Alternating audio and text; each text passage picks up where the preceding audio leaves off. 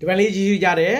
ကျွန်တော်ရဲ့ဗီဒီယိုတီးဖြတ်နည်းပညာတွေကိုလေ့လာနေတဲ့ညီကိုမောင်တွေအတွက်မင်္ဂလာပါဘောနော်ကျွန်တော်ဒီနေ့ရှင်းပြပေးမှာကအရင်နေ့ကကျွန်တော်တင်ခဲ့တဲ့ဒီ Adobe Alpha ရဲ့ Basic 2ကိုထပ်ပြီးတော့ရှင်းပြပေးမှာဖြစ်ပါတယ်Basic 1ကိုကကနနာလေ့လာလိုက်ရင်ကျွန်တော်တို့တွေသဘောတရားလေးတွေစပြီးတော့နားလည်လာလိမ့်မယ်လို့ထင်ပါတယ်ပေါ့နော်အခုကကြတော့ Basic 2 Basic 2ဆိုကျွန်တော်တို့ Adobe Alpha ကိုဖွင့်လိုက်မယ်ဖွင့်ပြီးသွားရင်ဒါ View Designer သင်ခန်းစာတွေပေါ့နော် Basic 1ကိုသွားပြီးအရင်ဆုံးလေ့လာနော်လေ့လာပြီးတော့မှ2ကိုလေ့လာဒါမှသာလျှင်ကျွန်တော်တို့တွေ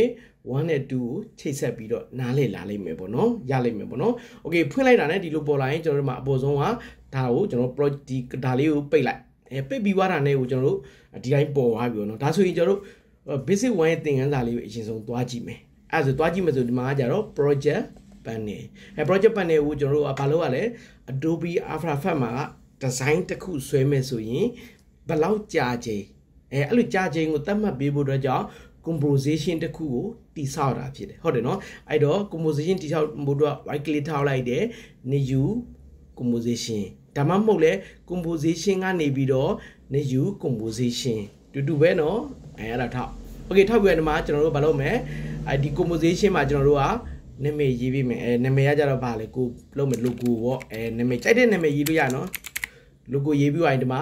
အကွာဝေး direction ဆိုတဲ့အကွာဝေးမှာကျွန်တော်တို့ကဘယ်လောက်လဲ2စက္ကန့်ဒါဆိုကျွန်တော်တို့ကမှာ6စက္ကန့်လောက်9စက္ကန့်လောက်ထားလိုက်မယ်အကွာဝေးဗီဒီယိုရဲ့ကြာချိန်အကွာဝေးကို9စက္ကန့်30လေးရတယ်နော်10စက္ကန့်လေးရတယ်နော်ဗီဒီယိုရဲ့အကွာဝေးဘယ်လောက်ထားမလဲဒါဆိုရင်ကျွန်တော်တို့က9စက္ကန့်ရတယ်နော်ပြီးရင် okay ပြီးတယ်ဒီကအဓိကဒီမှာနော်အရှိဟာဒါနာရီဒါမိနစ်ဒါစက္ကန့်ဒါ frame လေးခုရှိတယ်နော်ကျန်တဲ့ဟာတွေဘာမှပြောင်းစရာမလိုတော့ဘူးနော် okay ပြီးရဒါဆိုရင်ကျွန်တော်တို့ composition ဒီမှာ project panel မှာ composition တစ်ခုပေါ်လာပြီဒါမနေ့ကတော့သင်ခန်းစာတူပဲနော်ဟုတ်တယ်နော် basic 1မှာပါပြီးသွားပြီနော် okay နောက်တစ်ခုကျွန်တော်တို့ပြီးသွားတာနဲ့ကျွန်တော်တို့ဒီထဲကိုကျွန်တော်တို့ logo လေးတစ်ခုထည့်လိုက်မယ်အဲ့တော့ဒီမှာနှစ်ချက်ထောက်လိုက်တယ်ပြီးသွားရင်ကျွန်တော် logo လေးတစ်ခုထည့်လိုက်တယ်ပြီးရင်ဒီ composition နဲ့ကိုဖိပြီးဆွဲထားလိုက်ဟုတ်ပြီနော်ဘယ်နှခုလဲကျွန်တော်မနေ့ကသင်ပြလိုက်တာ project panel မှာ composition တိဆောက်လိုက်တယ် logo ထည့်လိုက်တယ် timeline ဆွဲဒါဆိုရပါပြီလို့ထင်ပါတယ်နော်ရမယ်နော်ကဲပြီးတာနဲ့ကျွန်တော်တို့ဒါကို composition setting အကွာဝေးရဘယ်လောက်လဲဒါကကြတော့6စက္ကန့်ရှိတယ်ဟုတ်ပြီနော်နားလည်ပါပြီနော်တကယ်လို့ပြန်ပြင်ခြင်းနေဆိုရင်ဘယ်လိုတက်ပြည့်မယ်ဒီ timeline panel ကိုတစ်ချက်ထောက် composition ကိုသွား composition setting ကိုသွားပြီးဒီမှာကိုကြိုက်တဲ့ကြာချိန်ကိုပြင်လို့ရတယ်ဟုတ်ပြီနော် composition ကိုအများကြီးပြင်လို့ရတယ်ပေါ့နော်ကိုပြင်လို့ရတယ်ဒါဆိုရင်ကျွန်တော်တို့ basic လေးကိုနားလည်လိမ့်မယ်လို့ထင်တယ်ပေါ့နော်အဲ့ဒါပြန်နှွေးပေးတာအခုဒီဟာကြတော့ basic 2ဟုတ်တယ် basic 2မှာကြတော့ကျွန်တော်ဘယ်လိုမျိုးသွားမလဲဆိုလို့ရှိရင်အခုတေချာနားထောင်မယ်နော်အရန်ကိုရေးကြည့်တယ်ဒီ project panel မှာကျွန်တော်တို့ကဒီ project panel မှာဆိုရင်ဒီ composition တစ်ခုတိဆောက်တာရမယ်အဲ့ဆိုဒီမှာကြတော့အရင်ရေးကြည့်တယ်မကြသုံးနေကြတိုင်းပဲ3ခု scale ရဲ့ position ရဲ့ rotation ရဲ့3ခုကို basic 2မှာကကနနာလေ့လာရမှာဖြစ်တယ်ပေါ့နော်အဲ့တော့ basic 2ကိုလေ့လာမှာကြတော့ဗာလဲ scale positionဒီ rotation rotate လဲတာပေါ့နော်အဲ့တော့ scale ဆိုတာဘာလုပ်တာလဲဆိုရင်ဟိုအချင်း logo လေးကိုသေးတာနဲ့ကြီးလာအောင်လုပ်တာအရင်ဆုံးပြမယ်နော်ကြည့်မယ်နော်အဲ့တော့ဒီဟာလေးတို့ဒါ basic 2မှာနော်ဒီကိုက timeline ထဲကို logo ထည့်လိုက်တဲ့ဟာကိုတစ်ချက်ထောက်အဲ့ layer ကို left click ထောက်ပြီးရင် keyboard ကနေတဲ့ as ကိုထောက်လိုက်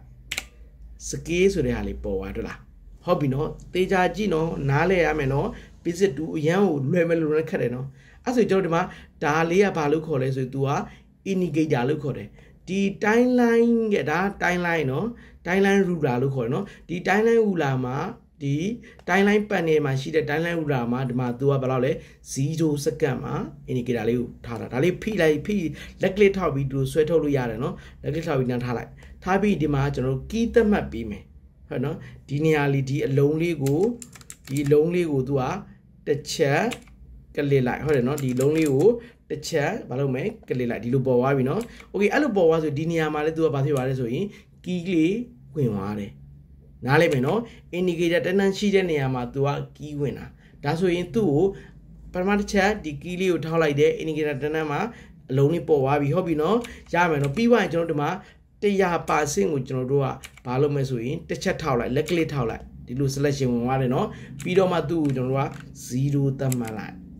ဒါဆိုရင်အစမှာ0ဆိုတာအနာခောက်လိုက်ဒါမှမဟုတ်လွတ်တဲ့နေရာလေးထောက်လိုက်ရတယ်เนาะဒါဆိုအစမှာ0ကစတယ်ဒါဆိုကျွန်တော်တို့မှာ2စက္ကန့်လေးဒီ2စက္ကန့်လေး indicator နဲ့ထားလိုက်တယ်ထားပြီးသွားရင်ဒီ 0% indicator နဲ့ထားလိုက်တယ်ထားပြီးသွားရင် 0% နေရာမှာကိုတစ်ချက်ထောက်လိုက်လက်ကလေးထောက်လိုက်ထောက်ပြီး 100% ရေးလိုက်ဟုတ်ပြီနော်ဒီမှာတစ်ချက်ထောက်တယ်နော်ထောက်ပြီးသွားလို့ရှိရင် 100% ရေးမယ်ပြီးရင်ကျွန်တော်တို့ဘာလုပ်မလဲဆိုရင်ပြီးလို့ရှိရင်ဒီနေရာလေးတစ်ချက်ထောက်လိုက်ဒါမှမဟုတ်ရင် under ခောက်လိုက်ဒါဆိုရင်ကီးဝင်သွားတယ်တွေ့လားဒီကောင်က 100% ကကြတော့ဒီကွာဝေးကဒီတိုင်းเนาะဒီကွာဝေးကဒီအကျယ်အဲ့တော့အစမှာဘယ်လောက်အင်ကန်ထားပြီးတော့0ထားတယ်အနောက်မှာတက်အဲ့ play ကြည့်လိုက်မယ် keyboard က speed bar လေးကိုခောက်လိုက်အဲ့လိုပုံစံလေးရပါတယ်เนาะဟုတ်တယ်เนาะနားလည်မယ်တော့လွယ်တယ်เนาะတစ်ချက်ထောက်လိုက်အတွေ့ဘူးပါပါเนาะအားလုံးဒီပုံစံလေးတွေ့ပြီနော်ဒါက Adobe After Effects ရဲ့ Basic 2မှာရလိမ့်မယ်เนาะအဲ့လိုပုံစံလေးเนาะဟုတ်ပြီနော်โอเคဒါကကြတော့အစမှာ0အနောက်မှာ indicator ထားပြီးတော့ 100% ကီးသတ်မှတ်လိုက်တာအစမှာမိမယ်နော်ကီးသတ်မှတ်ရတယ်နော်ကီးပေါ်လာတာကို scale ပေါ်ဖို့တော့ ask ကိုနေโอเคဒါဆိုလို့ရှိရင်တော့အားလုံးဒါ scale ကြောင်းလေးနားလည်လိမ့်မယ်နောက်တစ်ခု position ကြောင်း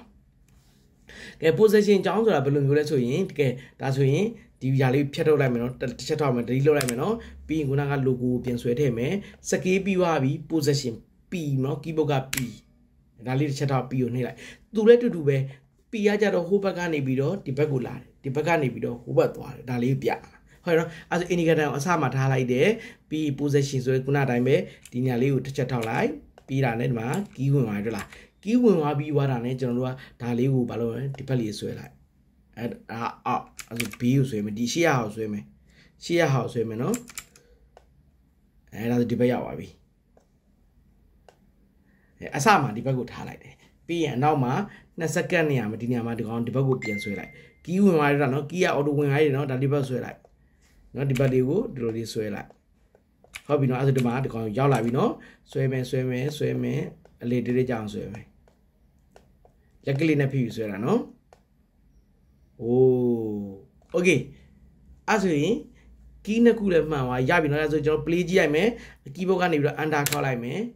sorry speed bar လေးခေါက်လိုက်အဲ့လိုမျိုးလေး play ပါတလားဒီမှာနော်အဲ့ဆိုရင် position ရဲ့ key သတ်မှတ်တဲ့နည်းလေးကိုရလိမ့်မယ်နော်နားမလည်တက်ခါပြန်ကြည့်နော် okay ဒါဆိုရင်သူကဒီလိုမျိုးလေးသွားဒါနောက်မှာပါနော်ကိုတော့အခြေခံလေးတွေပဲသိအောင်လုပ်ထား okay ဒါဆို scale နားလဲပါမယ် position နားလဲပါမယ် rotate လိုက်မယ်အဲ့ဆိုဒါလေးတစ်ချက်ပြန်ထောက်လိုက်မယ်ပြန်လုပ်မယ်နော် delete လုပ်လိုက်မယ်ပြီးရင် delete လုပ်မယ်နော်ပြီးရင်ဒီမှာဓာတ်ပုံပြန်ဆွဲထည့်မယ်ပြီးရင် R ကိုထောက် rotate တူပဲအစမှာကီးသတ်မှတ်လိုက်တယ်ပြီးရင်အနောက်ကို2စက္ကန့်လောက်ဆုပ်ပြီးတော့လှည့်လိုက်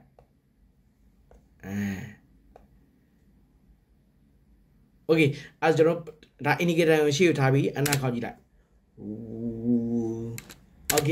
ဟုတ်ကဲ့ပါအဲ့ဆိုလို့ရှိရင်ဒီဘိုင်လေးကိုနားလည်လိမ့်မယ်လို့မျှော်လင့်ပါတယ်အခုဒါကဒုပြပြ basic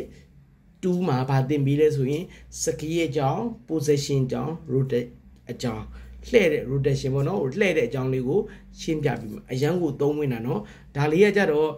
အလုံးနားလည်လိမ့်မယ်လို့ထင်တယ်ပေါ့နော်အခြေခံနီးလန်းလေးတွေပဲနော်ကဲအဲ့ဒါဆိုလို့ရှိရင် scale လည်းနားလည်ပါပြီ position လည်းနားလည်ပါပြီ rotate လည်းနားလည်ပါပြီသဘောတရားလေးနားလည်ပါပြီနော်ဒါဆိုရင်ကျွန်တော်တို့ဒီ3ခုလုံးပေါင်းပြီးတော့ design လေးတစ်ခုဆွဲကြည့်မယ်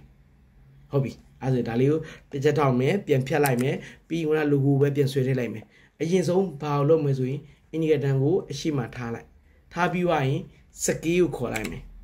scale ရပါလေအကျဉ်းအကျယ်ဟုတ်ပြီနော်အဲ့ဆို scale ကိုဒီမှာ0ကီးသတ်မှတ်လိုက်တယ်ပြီးဒီနေရာမှာ0သတ်မှတ်လိုက်တယ်ဟုတ်ပြီဒါသေးလေးပြောပြီးရင်ကျွန်တော်တို့မှာ